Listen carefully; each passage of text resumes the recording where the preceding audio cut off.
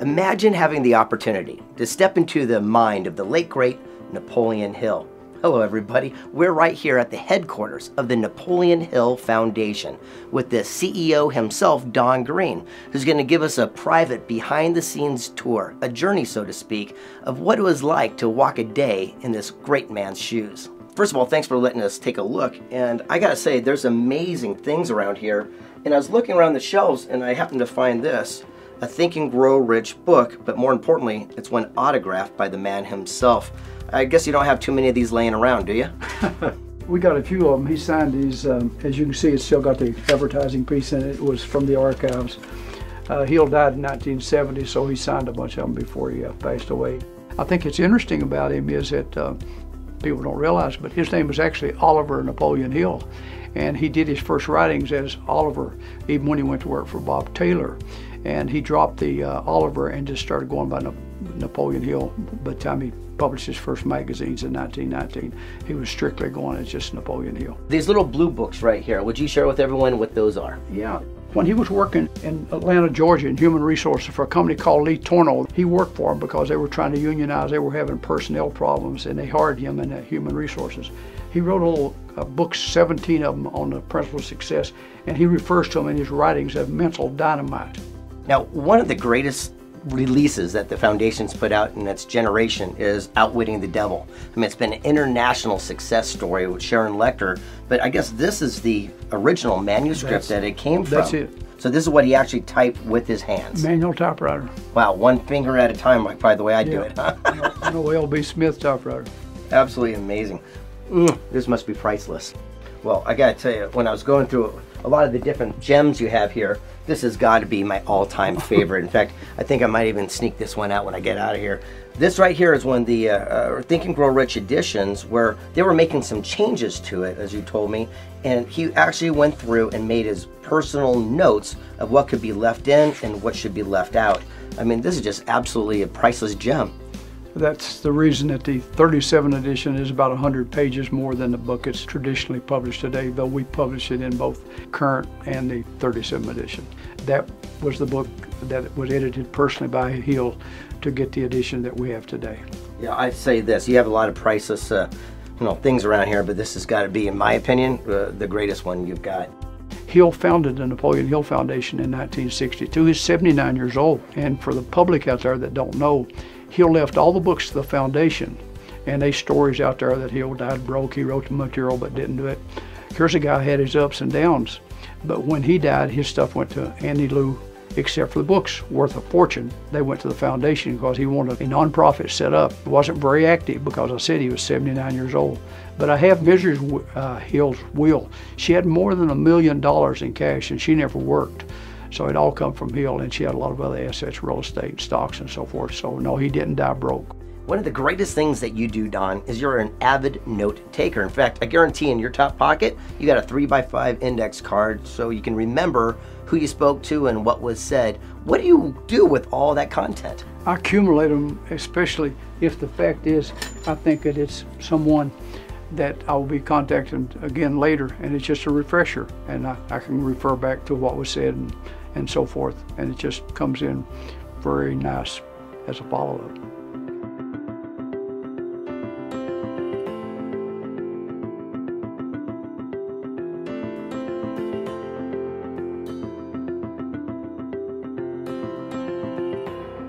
We've been out on a family field trip, so to speak. We saw incredible things, Don. Now, most people don't know this, but he's got an abundance of material. You said he started writing at, what, 13 years old? 13. And then he stopped writing at what age? Well, about 84 is active. He lived to be 87, but he had some health problems. But he actually published one book, You Can Work Your Own Miracles. It was published a year after he died.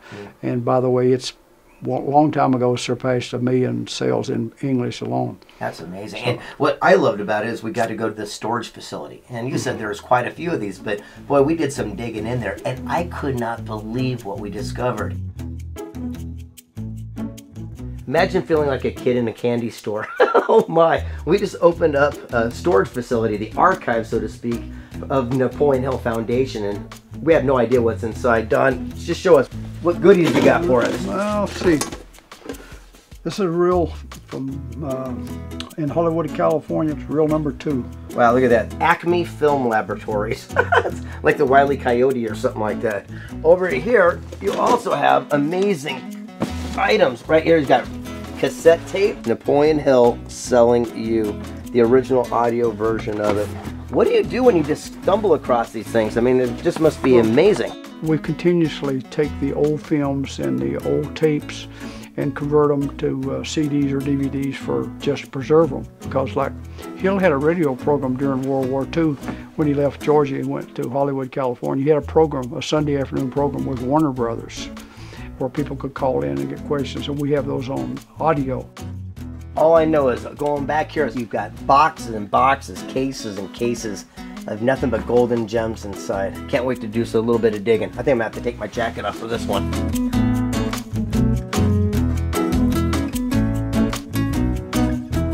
I can't believe it, that freeway marker that you helped erect in the honor and the legacy of Napoleon Hill. Will you tell us about it? Yeah, Greg, it's one of my goals to get the Virginia State Historical Society to erect a marker in Hill's name. It's just great for him to be recognized. I know he was the first individual to be recognized in Wise County, and I believe he's the only author to be recognized in the state of Virginia. Wow, absolutely amazing. And I gotta tell you, it looked fantastic. It's all the cars passing by. I wonder how many pull over and really take a look. It's on US 23 North as you leave Wise. You can't miss it. Also, we took a field trip to Pound, a little town called Pound.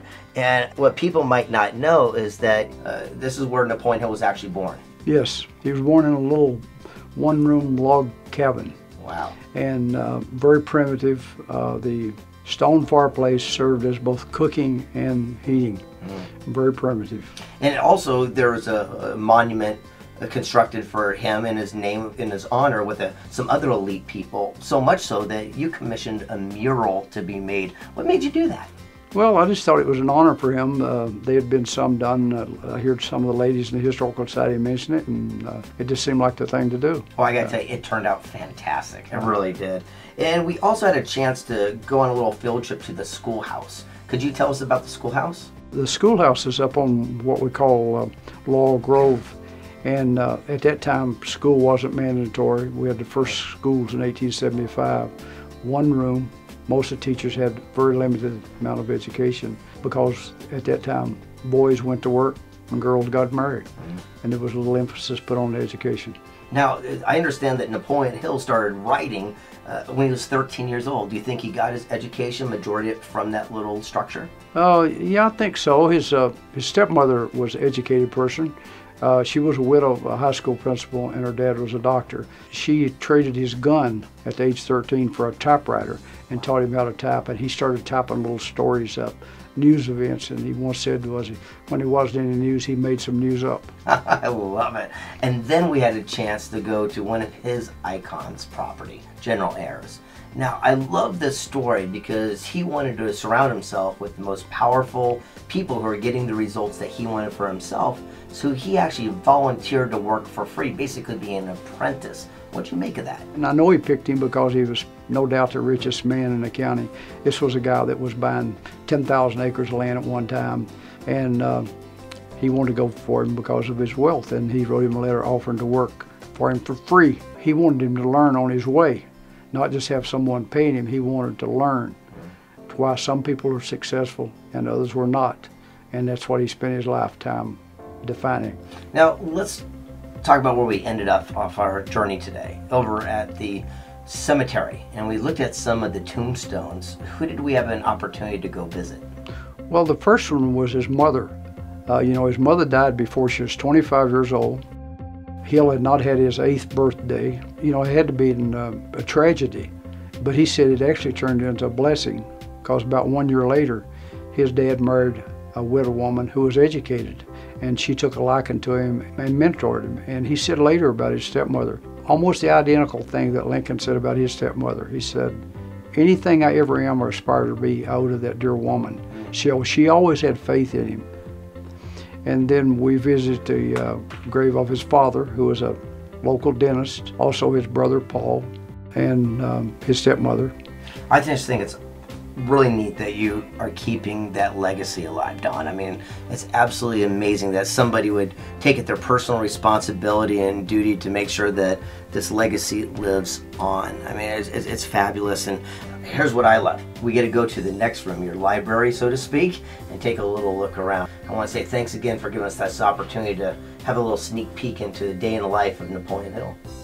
I know there's a lot of versions of Think and Grow Rich. In fact, it's public domain, yet there's only one official Think and Grow Rich version from the Napoleon Hill Foundation. And I gotta say, it's really neat that you've also had it done in many different languages around the world. Right here's a collection of some of them. Give us an example. Here's one done in China. Holy smokes, look at this right here. I mean, J.B. Hill, is that J.B.? That's J.B. This is Napoleon Hill's grandson, J.B. Hill. It's good to see you. I got a question for you. Yeah. When you were a kid, weren't you given a copy of Think and Grow Rich by your grandfather? Yeah, but it wasn't the Chinese edition. You could actually read it. Yeah. He actually handed it to me. He put it in my hands. And in Greenville, South Carolina, my parents had taken me up to meet my granddad. And as we were leaving, he came down to the car. He was wearing a white shirt, no coat, no tie. First time I've ever seen him without a coat and tie. And he handed me the book and said, read it. Well, later on in life, I understand you actually started not only reading the book, but you started applying the principles into your own personal life. Well, I read it that year. It didn't mean anything to me, but later, at a time when I needed the book, I sold at the Piggly Wiggly in Jacksonville, North Carolina, in a checkout stand, and I picked the book up and took it home and read it. I read it twice that weekend, and I decided I'd do what my grandfather told me to do. This is apply that philosophy. Well, you can end this whole segment here at the Napoleon Hill Foundation. Why don't you do us a favor and tell our audience, I mean, of all the takeaways that you've had from this incredible journey, what's the biggest one that's made the biggest impact in your life? That it's up to me. That if I'm going to change my life, it's going to be up to me. That's right. Remember that. You literally could be just 3 feet from gold.